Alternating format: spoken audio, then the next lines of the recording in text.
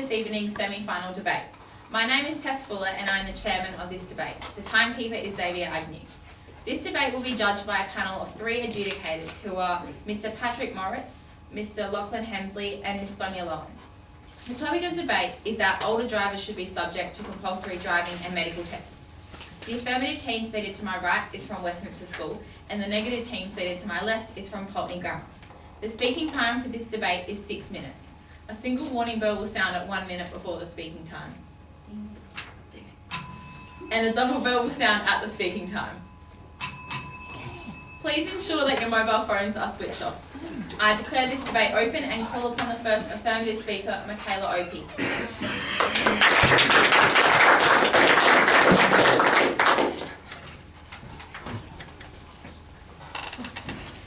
Good evening. Madam Chairman, ladies and gentlemen. The topic for our debate tonight is that older drivers should be subject to compulsory medical and driving tests. We define the topic as the following.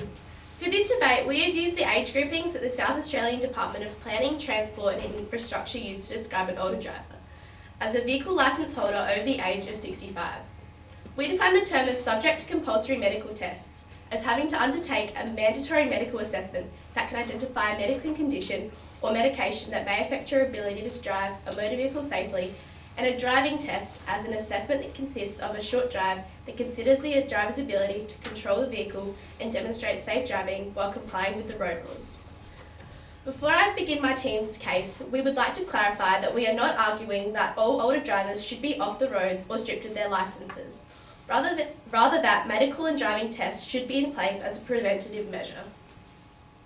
We, the affirmative team, undoubtedly believe that older drivers should have to take compulsory medical and driving tests, as it will be beneficial for themselves and wider society. Tonight as first speaker, I'll be talking to you about road safety and health considerations to support our argument. Our second speaker will speak about the easy process of driving and medical tests and all the lives it can save and the amount of stress that older drivers can place on themselves, their families and the community. Our third speaker will rebut and sum up our team's case. Now to my first point, regarding the relationship between older drivers and road safety. With an ageing population and an increasing reliance on cars, the issues of older driver safety is becoming increasingly important. The percentage of the Australian population aged 65 and over is expected to double from 13% to 25% over the next 50 years. Also, future generations of older adults will hold and retain their licences longer. When crash rates per licensed driver provided by SA Police are analysed, it is found that older drivers are overrepresented in crashes resulting in fatal or serious injuries. This is supported by the report Older Drivers, Crash Involvement Rates and Causes, published by the Centre for Automotive Research by the University of Adelaide, that indicates that the crash involvement among older drivers is linked to a number of medical conditions more so than any other age group. One of the most effective ways to protect older drivers is for them to undergo compulsory medical and driving tests. Last week in South Australia, the government abolished compulsory medical testing for older car drivers who do not have a pre-existing medical condition. We, the affirmative team, believe that this abolishment of the compulsory testing that now puts the responsibility back onto the driver to self-assess their fitness to drive is a ludicrous step and will have dire consequences for the safety of older drivers and others on our roads. Older drivers inundated talkback radio during the week, complaining that they did not want the onus to assess driving put back on them. Concerned family members also called to say that this is going to make it harder for them to have conversations with loved ones about retiring from driving. Will the government now wait for the crash rate to go higher before they understand the consequences of these actions? May I draw your attention to the New South Wales government, who has maintained the need for the mandatory driver assessments. They say that the other states will see the unfortunate consequences of their actions and reinstall mandatory testing. Now to my second point, discussing the relationship between older drivers and health-related issues. We acknowledge that the trends towards increasing car use is a positive indication of greater mobility and independence in later life. However, it is also a problem in that the driving is a complex task. Age-related changes that affect driving, including slower reaction times, poorer vision, and a decline in lower limb strength and coordination, which is important for coordinating and adjusting the accelerator, brake, and clutch pedals. These age-related health issues have been shown by the Australian Government to increase the accident and injury risk for older drivers. A medical assessment and driving test can assess a person's ability to operate a car and assess how many multiple medical conditions or a combination of medications can compromise driving ability. We understand that older drivers want to be able to determine when the right time it is for them to retire from driving, but when they believe it will stop their independence, it is very easy to overlook a deterioration in health that could compromise their response to situations on the road. Dementia is an excellent example of this. People do not recognise that they have dementia and are slowly deteriorating. Therefore, how can someone with dementia recognise that their ability to drive is diminishing? The Australian Transport Safety Bureau has estimated that there may be more than 162,000 older drivers with an impairment associated with dementia on Australian roads. They also estimated that potentially 107,250 accidents may be attributed to these drivers every year. So, Madam Chairman, ladies and gentlemen, we as the affirmative team appreciate that the issue of balancing the safety of all road users and the mobility of individuals, especially older drivers, is complex. We also appreciate the new generations of older drivers is healthier, more active and more mobile than previous generations. We are not suggesting that older drivers should not be on the road. However, no responsible adult could suggest that someone's right to independence is more important than a life that could be taken unnecessarily. An independent test by a medical practitioner and a driving instructor who is trained to assess these issues, make comparisons with others and make the recommendations on what is best for the driver, their family and other road users is the most practical and trustworthy assessment tool. Driving is a privilege, not a right, and we all have the responsibility to ensure that we keep the roads as safe as possible.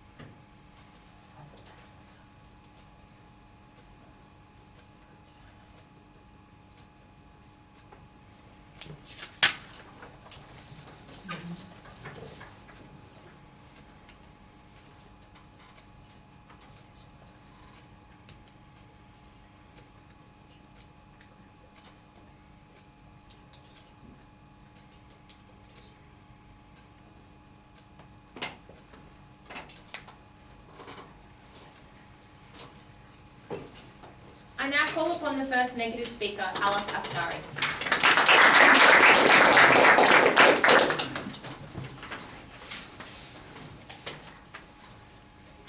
Good evening, Madam Chairman, ladies and gentlemen. The topic for tonight's debate is that older drivers should be subject to compulsory driving and medical tests. However, we, the negative team, believe that this statement is false. We agree with a majority of the affirmative team's definition. However, we define medical assessment as a government prescribed test that has to be completed annually, as stated by the South Australian Government, by a qualified medical practitioner because that allows for correct controlled method and mediation across the board. We define older drivers as all those over 70 years old because that is the age stipulated by the South Australian Government for this purpose. We define driver's test as both the theory and practical units overseen by an accredited driving instructor, again because the South Australian Government stipulates that for this purpose. Today as first speaker, I will be talking to you about the time, effort and money that is involved with taking the assessments and the benefits of self-assessment. Our second speaker will be talking to you about the ineffectiveness of tests and the decrease of mobility that comes as a consequence. And our third speaker will rebut and sum up our team case. Now, the first affirmative speaker has tried to tell you that older drivers are not safer that are safer due to these measures. However, our second speaker will elaborate upon this point. They also said that older people were at higher risk of accidents due to the statistics they provided but the statistics provided were actually from when the compulsory medical tests were in place. So the same amount of accidents that the older people actually committed were when the tests were already in place. The self-assessment also is not a ludicrous step. It allows doctors to see only the older drivers that need to be seen. Now to my points. Medical assessment completed by a qualified medical practitioner requires money. Doctors don't perform their services and jobs for free. Therefore, money, either from the individual's pocket or from the government, is required if these tests are established as compulsory. On one hand, the money spent on the medical assessments by drivers 70 years or older could come from their pension. However, this would impact the older drivers immensely, as a majority of senior citizens in current society are living solely on the government pensions they receive. This is primarily due to superannuation only being introduced in 1992 by the Keating government, thus meaning that many present elderly people have little, if any, superannuation in addition to their pension.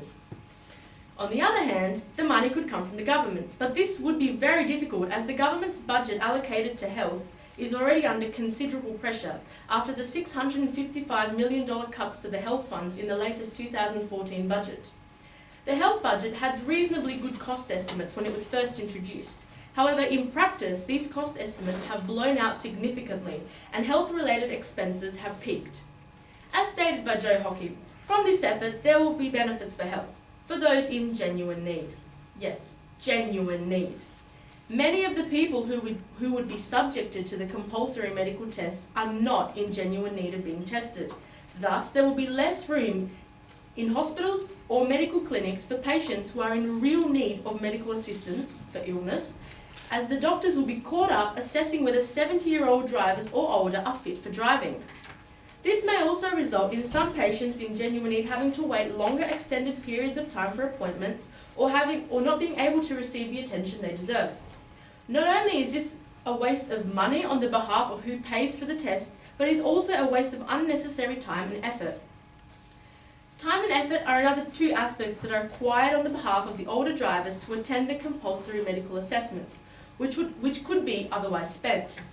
Elderly drivers must go out of their way to specifically have these assessments completed, which includes them having to organise bookings, wait in doctors' waiting rooms, and/or drive lengthy drives to the health clinics and hospitals where the medicals are performed. The valuable time wasted by elderly drivers could be spent in other better ways, such as baking a delicious orange cake for their grandchildren. However, the time of the individual elderly drivers is not the only time wasted. Doctors and general practitioners who are required to perform the assessments will have to see all of the 70 years plus drivers, thus meaning that their schedules will be busier, and a lot of their time will be wasted seeing pensioners that are perfectly healthy and suitable for driving. According to the Australian Bureau of Statistics, the average South Australian pensioner over the age of 70 will visit their doctor or GP approximately 11 times a year, with approximately 17% of the South Australian population being over 70, courtesy again of the Australian Bureau of Statistics. You can imagine, ladies and gentlemen, just how busy the doctors and general practitioners already are, without needing to see the pensioners in an additional 12th time for a compulsory medical assessment. It was Ian Yates, the chief executive on the Council of Ageing, that said people with a capacity at any age should be what determines whether they can drive or not. Self-assessments are currently the way in which old motor vehicle drivers deduce whether they are or feel fit for driving.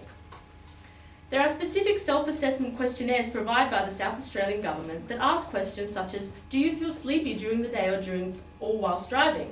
Do your family or friends have concerns about you driving? And many more, all of which use the answers of the drivers to provide them with an idea of where they are with their driving and if they need to be checked out by a medical practitioner. This means that the doctors only see senior drivers that actually need to be seen and genuinely require medical assessment in regard to their driving. Thus, ladies and gentlemen, the compulsory medical tests and driving assessments have already been scrapped once at the end of 2013 due to the fact that tests did not help to reduce older drivers' fatalities or accidents on the road. Let's not repeat the useless compulsory acts of the past and save ourselves the resources, time, effort and money. Older drivers should not need to spend money where they don't need to and should not be subjected to compulsory medical or driving tests.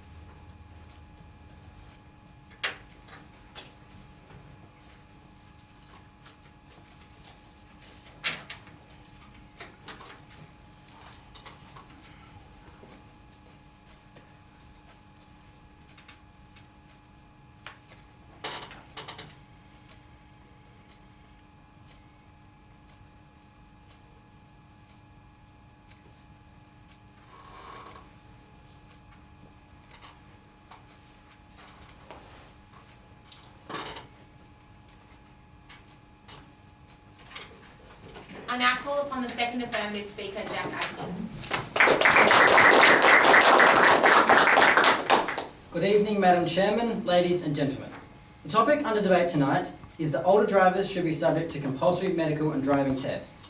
As the affirmative stance to this topic, we are firm believers in the safety and betterment of society, and thus are here to prove to you that it is undisputable that older drivers should be subject to compulsory medical and driving tests. Tonight, as our first speaker has already spoken to you about the health considerations and general road safety, I will be talking to you about the easy process of driving tests and medical tests and the lives it can subsequently save. I'll also be talking to you about the amount of stress that older drivers can place on themselves, their families and the community in general. I would firstly like to make a few corrections to our opposition's definition. As our first speaker has already stated, the older drivers are classified as aged 65 and over as per the South Australian Department of Planning, a very local source, not 70 as our opposition has stated. Our opposition's first speaker has claimed that compulsory medical and driving tests are not cost efficient. For those old drivers who cannot afford to take regular medical and driving tests, there are government support systems available, like Medicare. By stating that driving and medical tests are not cost efficient, our opposition has shown how insensitive they really are. Is our opposition saying that it is too costly to ensure the safety of the wider community? If someone does have a major accident, the amount of people affected by it would reach the hundreds. Any friends or family that knows anyone involved in the accident, and any emergency services such as the police, ambulance and fire department would feel the effects of the accident. On top of all this money, we would have to be paid to recover for the crash victims and repair. Would it not be better to prevent the accident before it happens? Our opposition's first speaker has also told you that elderly drivers should be able to decide whether or not they are fit to drive. To borrow the words of Mr. John Lees, the Executive Director of the Transport Accident Commission, the elderly are not the only group in society who do not always realise when they have lost their level of fitness necessary to perform a particular activity. He continues on to make an analogy to modern day sportsmen. Sports is littered with examples where the ageing champion, despite all evidence, wanted to go on for one more season. But, as Mr. Lee stresses, that a failure to recognise someone's unfitness to drive can result in death. The older drivers may not have a good gauge on when it is time to hang up the keys. I'll discuss this further in my debate. Now, on to my first point, that driving and medical tests are not a difficult thing to do. These simple and easy measures are in place to avoid potentially bigger problems. In the words of Queensland MP Peter Lawler, the independence of the individual should not outweigh the safety of the community. Previously, older drivers were required to visit the hospital and service centre for once a year. By doing this, it ensured to the public that the older drivers on the road were fit to drive. In the event that an older driver does have a medical condition that does not significantly impair their driving ability, insurances can be purchased from insurance companies that can cover these drivers. If the cause of a major crash is due to a health-related impairment, then insurance cover can't be claimed if this health deficiency wasn't previously recorded. Making older drivers undergo compulsory medical tests allows them to apply for insurance on their physical insufficiency. This in turn saves them from high costs. This is a particularly pressing issue for older drivers because many of them are living on pensions and superannuation funds and must save all money they can. In the words of David Pembroke, a journalist from The Advertiser, it seems that at a time when we are making it harder for P-platers to behave irresponsibly on the roads through passenger curfews and extended probationary periods, we are making it easier in our rapidly aging society for older people to hang on to their licence. All the work that we do to keep the community safe from young drivers is being undone in the form of elderly drivers. If we want to have assurance that we can be safe on our roads, medical and driving tests are the only option. Now, my second point for tonight is the added stress that older drivers place not only on themselves, but on their family and their friends, and their community in general. Asking an older driver to judge their own driving ability could prove to be a fatal idea. It is no illusion that when it comes to driving, all of us overstate our own abilities. Usually, this is not a problem, but in the case of elderly drivers, it can cause major accidents. An older driver may not be sure when to stop driving. They may not fully accept their inability to drive. For an older driver, having to wonder whether you are putting yourself and others at risk every time you enter the roads will cause you a lot of stress. If an older person were to judge their own driving ability as competent, when in fact they are not, it would then place undue pressure on the friends and families of these drivers to to try to keep them off the roads for their own well-being. I don't think anyone here tonight, even our opposition, could deny that having to tell your parents they are no longer fit to drive would be a very difficult thing to do. If the medical tests were to find that older drivers are not fit to drive, then they stop driving and the pressure is taken off of themselves and their families, and the community is better off for it. If they are found to be fit to drive, then they can continue to drive without increasing the danger to other drivers and pedestrians, and also drive in the comfort and assurance of knowing that they are competent drivers. Medical and driving tests for older drivers are a win-win for everyone. The evidence is clear. Older drivers should be subject to compulsory medical and driving tests to ensure the safety of not only themselves, but every road user around them. Tonight I have raised the crucial point that undergoing driving medical tests is not a difficult task and have many positive outcomes. My second point for tonight was how these tests can relieve the undue amount of pressure placed on the drivers, their families and the community. There should be no doubt in your mind. We as a population need to protect everyone, and the way to do this is to make sure our older road users are physically sound to do so.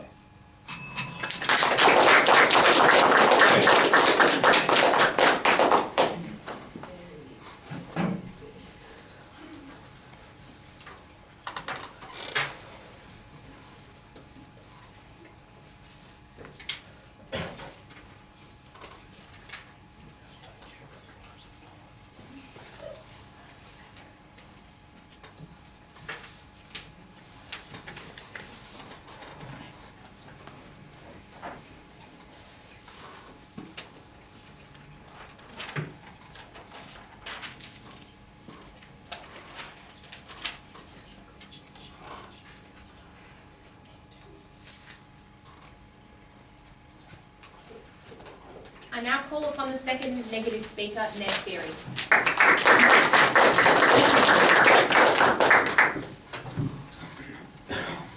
Ladies and gentlemen, compulsory medical and driving testing for older people is not the way to go. They do not make our roads safer, but they do discourage older people from driving, limiting their mobility. Firstly, however, I shall point out some flaws in the opposition's arguments. However, I would also like to address their definition, or our definitional disagreement. Now, we accept their definition of 65 years old in the end, and I would like to point out that this would also make more drivers need to take these tests, meaning more strain on GP waiting room times and more money spent on these tests. Now, their first speaker said that people with dementia would still be on the roads, but this is false, because people with dementia would see their doctor, who would have to tell the motor vehicles registrar, and who would take their licence, taking them off the road and out of harm's way. Now, their opposition's second speaker called us insensitive, and I would like to say that this is slightly offensive, and that I would like them to apologise. They said that it would prevent accidents, but as I will show in my next point, this is not the case. And they also said that the safety of the community is paramount, and yes it is, but as again, I will explain that it does not do so. They also said that older drivers won't know when they are unfit, and this is simply untrue, because they will already be seeing their doctor 11 times a year, as our first speaker has said, and their doctor will there tell them that they are unfit to drive. Ladies and gentlemen, the crux of the matter is this: do these compulsory tests make our roads safer? And the simple answer is no. The South Australian Government has repealed this legislation because of statistical evidence, which I got from the Advertiser, that indicated that South Australia and New South Wales, which do or did have mandatory testing, have the same crash rate as Victoria, which favours a self-assessment scheme. South Australian Minister for Health and the Ageing, Jack Snelling, said, "There's nothing to suggest that this annual compulsory testing really does anything to reduce the incidence of road accidents." And this confirms that this compulsory testing makes no difference to road safety. Compulsory tests are not in any way improving our road safety, and this is why our government is repealing this legislation, leaving New South Wales as the only state that does have compulsory testing. Ladies and gentlemen, we are not, however, saying that medical and driving checks are a bad thing. Everyone should go to the doctors occasionally, but we are saying that they should not be compulsory. The statistics have proven that they make no difference to road safety, and this compulsory scheme is just as effective as self-assessment. And we shall continue to show you why it is much more efficient to have a self-assessment scheme and why it is more beneficial to society to have such a scheme. And with compulsory medical and driving tests would come the issue of false positives and a general decrease in mobility. False positive, by the way, is where a test returns an incorrect result. In this case, meaning an indication that the patient cannot drive effectively. And this would result in them losing their licence and their ability to drive. Now, older people are brilliant. I love my grandparents. They come to see me every Wednesday, well, nearly, and tonight's no exception. Now, they live a fair way away from the city, so if they couldn't drive, I wouldn't be able to see my grandparents. And this would sadden me greatly, because not only would I be denied the pleasure of my family's company, but I would also be denied the many brilliant baked goods and knitted items of which I am so fond. And I'm sure that I wouldn't be alone in this, because many people would also be relying on the mobility of their older relatives, friends, or colleagues. And this is also true for many community organisations, as older people are pillars of the community and tend to be more generous with their time in undertaking volunteer work. Council on the Ageing Chief Executive Ian Yates said, "There are lots of people aged 70 and over who are still happily in the workforce, active in the community and independent, and transport is a big part of that. People of an older generation are now more youthful than people of the previous generations. 70 is the new 50. This increasing number of older people are not taking to the road in such great numbers these days, not due to an inability to drive well, but instead because people are against these tests. Minister Snelling also said that age-based testing has been found to prompt some older drivers to cease driving, which in turn reduces their social interaction and engagement in the community. So reducing the mobility of older people is not a positive thing for either them or their community." Now, people go to the doctors in order to create a treatment plan for their recovery. If there is nothing to recover from, then people don't go to the doctor. And it's the same principle for these tests. If there is nothing wrong with the person, then they shouldn't need to go to a doctor for this sort of assessment. Now, doctors can be quite useful when it comes to diagnosing you, but they make these diagnoses of symptoms which you present. And if there are no symptoms, then there's nothing which the doctor can diagnose you on, and therefore no reason for you to go to the doctor.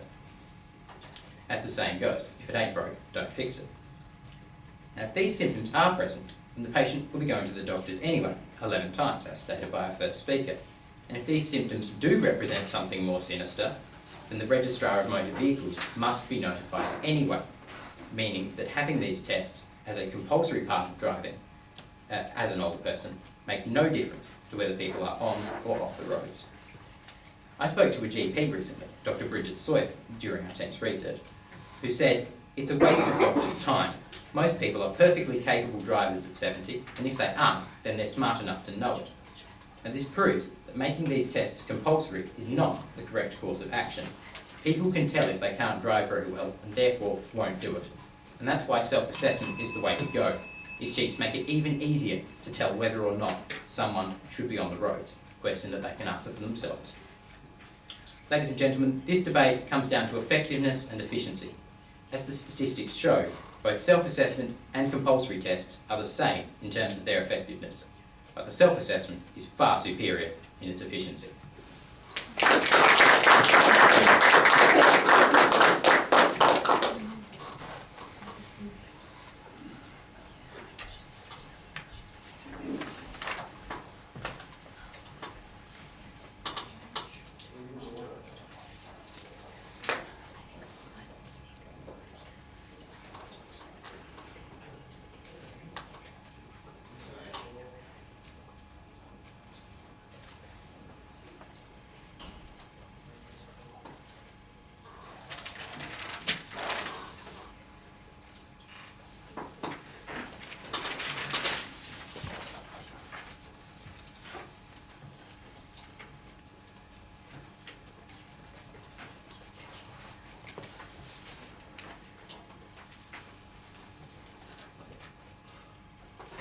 Call upon the third affirmative speaker, Emily Reid.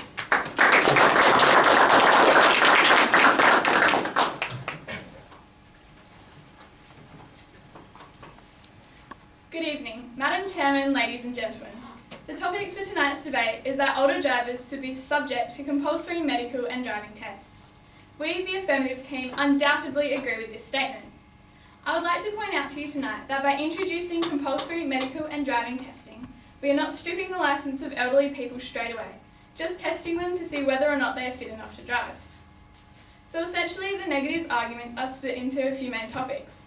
These were, from the first speaker, about the time, effort and the cost of tests and the benefits of self-assessment. And from the second speaker, the ineffectiveness of tests and having these tests would make older people less mobile. So the first speaker tried to tell you that driving and medical tests are not cost efficient and doing them requires money. Owning and using a car costs a lot more money than a small annual test. If elderly people can afford to run a car, then they will definitely be able to afford a possibly life-saving test. I think that we could all agree here tonight that having a medically incapable drivers on the road could cost a life. What cost would you put on someone's life? The first speaker also tried to tell you that in order for elderly people to do these tests, they need to drive lengthy drives. Ladies and gentlemen, if elderly drivers are unable to drive these lengthy drives to get to the tests, then they should definitely not be on the roads and are definitely not fit enough to drive, which is what these tests would tell you. They've also tried to tell you that time could be spent better doing other things like baking cakes. I don't think that any time could be spent better than doing a test as a safety precaution that could possibly save lives. It would just be like going to get a flu shot or a cancer checkup. At least with testing, you know that an elderly person has taken every precaution possible to make sure that everybody is safe. Surely you cannot put a value on anyone's lives, and it would be devastating to see that an accident could have been prevented by doing a simple test. The first and second speaker both tried to tell you that older drivers are able to self-assess whether or not they should continue to drive. A medical assessment and driving test has the ability to assess a person's capability to operate a car. As our first speaker has already said, we understand that older drivers want to be able to determine when is the right time to give up driving, but when they believe it will stop their independence, and it is very easy to overlook a deterioration in health that could compromise their response to situations on the road. A recent report on the Victorian Parliament's Road Safety Committee concluded that while self-regulation may be valid for some older drivers, it is not a satisfactory fail-safe strategy and cannot alone be relied upon to keep incapable older drivers from being a safety hazard. Intervention by licensing agencies will need to be necessary to ensure safety for all road users. In most cases, it is up to the families of those people to take the initiative and make them realise that they are not quite up to driving, and as they are the ones to see the change in the person than the person doing the driving themselves. This can place stress on the families, and by bringing in compulsory medical and driving tests, all elderly drivers will be able to receive expert advice and judgment as to whether or not they should still be driving and keep everybody safe on the roads. The second speaker tried to tell you that older drivers will, having these tests will limit mobility for older drivers. Older drivers will not be limiting mobility by having small tests. We are not taking away the driver's licence immediately, but just having a small test. If these people fail the medical test, then the licence is taken away, and there are always other options like public transport, community buses, family and friends are available at the touch of a phone call. Taxis are available anytime, and you can even get a 50% off discount if you have a seniors card. Taxis will be financially viable then, and would probably be cheaper than driving a car with less risks involved. If older drivers aren't capable of being able to use these modes of transport, then they should definitely not be behind the wheel controlling their own vehicle and endangering other motorists' lives. And as the Queensland MP Peter Lawler said, the independence of the individual should not outweigh the safety of the community. The second speaker tried to tell you that Victoria has no medical tests and has the same road toll as South Australia. We, the affirmative team, believe that the abolishment of this compulsory testing now puts the responsibility back to the driver to self-assess their fitness to drive. And as I have said before, self-assessment could be potentially dangerous, and elderly should have a professional judgment for their fitness to drive. The second speaker has tried to tell you that older drivers should be remaining active in the community. Just because you have a medical test does not mean that older drivers are not active in the community. If anything, older drivers are staying active in the community by going to these tests. And like I said before, if they fail the test, there's always other options around. Tonight our first speaker spoke to you about the relationship between older people and drivers and road safety. She spoke about how abolishing the compulsory testing puts the responsibility back to the elderly driver to self-assess, which places undue pressure on them. She spoke about how abolishing the compulsory testing and how it affects the older drivers and others on the road. Her second point was about the relationship between older drivers and health-related issues. Our second speaker spoke to you about the process of driving and medical tests and how easy they would be to undergo. He spoke about how these simple measures are put in place to avoid a big problem. He also mentioned how insurances can be purchased that can cover elderly drivers, which will save them a lot of money. His second point was about how having these compulsory tests would limit the amount of stress that older drivers can place on themselves, their families and the community in general. So in conclusion, Madam Chairman, ladies and gentlemen, wouldn't you like to know that an elderly person has a medical and driving test to declare that they are fit to drive? That when you are crossing a pedestrian crossing or sitting in a car, that you will be seen, and secondly, that their reaction time will be work enough to be able to stop the car safely before it's too late.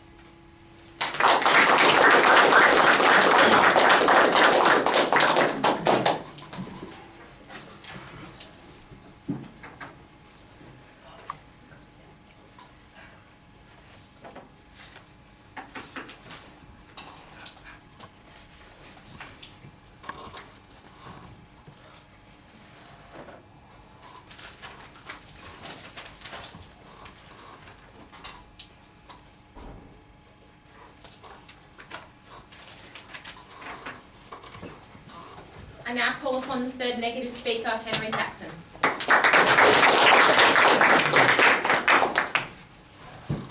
Ladies and gentlemen, Madam Chairman, the topic for tonight's debate is that older drivers should be subject to compulsory driving and medical tests. As a negative team, we disagree with this statement. The first opposition speaker spoke to us about older driver safety. And yes, older drivers are involved in crashes, but the compulsory testing doesn't stop them from occurring. When you look at New South Wales up against all the other states, that trend is clear. If you were to overlay self-assessment and compulsory driving tests, it shows a very similar trend in the crashes. So why should you be spending money when you don't need to be? If they both give the same result, why would you pick the more expensive one? They also spoke very fondly about this idea that the needs of the one should not outweigh the needs of the many, and gave an example in dementia. Now, ladies and gentlemen, dementia will be picked up in these approximately 11 other visits to the doctor elderly people take annually. If you are hinging the well-being of all our drivers on one annual test, then surely you'd have to expand these tests to everyone. And having everyone being tested is extremely economically inviable. It's laughable almost. The opposition said they would be cost efficient. No, they would not be cost efficient. And it's not only from a personal view, but from the government's point of view. And essentially, if you don't need to spend the money, why would you spend it? The second opposition speaker spoke about the difficulties elderly people have with gauging whether they are fit or not to drive. Ladies and gentlemen, they don't need to gauge it by themselves. They have these self-assessments to help them. If the self-assessment indicates that they need to go see a general practitioner, then they go see a GP. If it shows that everything's okay, then they don't need to. That's eliminating the cost for some. Spoke about saving money. Well, why not use self-assessment? And this self-assessment, I'd like to reiterate, doesn't fall under medical testing because it's not done by a qualified practitioner. The third opposition speaker spoke to us about if they can't drive to the testing, then they shouldn't be driving. We're not saying that. We're just saying that they shouldn't go out of their way to do something unnecessarily. It's so much easier to sit at home and tick the boxes of a self-assessment, and then if you need to go do a proper test, then drive all the way there to find out that you're fine when you could have found that out in your living room.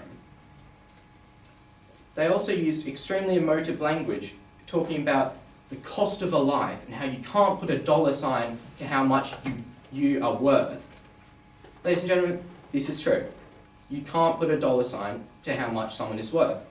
But that doesn't change the finite amount of money in a pensioner's pocket. If they're going to the doctors on average 11 times anyway, why make it a 12 unnecessarily? Yes, a life is important and you can't put a price to it, but there's still a finite number of dollars in your pocket. We are saying that it would unfairly limit mobility only in the case of false positives. We're not saying everyone would be forced off the roads with these tests. We're just saying that some people would be subject to this idea of false positives and they would be the ones affected and wouldn't be able to drive. They also spoke about, instead of driving, just getting on the bus or the train. The bus doesn't take you all the way to the Barossa. If you're elderly and you want to have a bit of a nice weekend away, sip a bit of wine, a nice bit of cheese, you can't catch a bus there. You need to be able to drive yourself. Ladies and gentlemen, our first speaker spoke to us about how compulsory medical tests require time, effort and money, while self-assessment provide the same outcomes while being quick, easy and much, much cheaper. Our second speaker spoke to us explaining how it doesn't make a difference in making our roads safer, how when New South Wales has these laws in place, the road tolls are similar to the road tolls in states that have no compulsory testing. He also spoke to us about how it inhibits mobility. Ladies and gentlemen, Madam Chairman, enforcing compulsory driving and medical tests on our elderly population has not historically made our roads safer and is not a viable solution.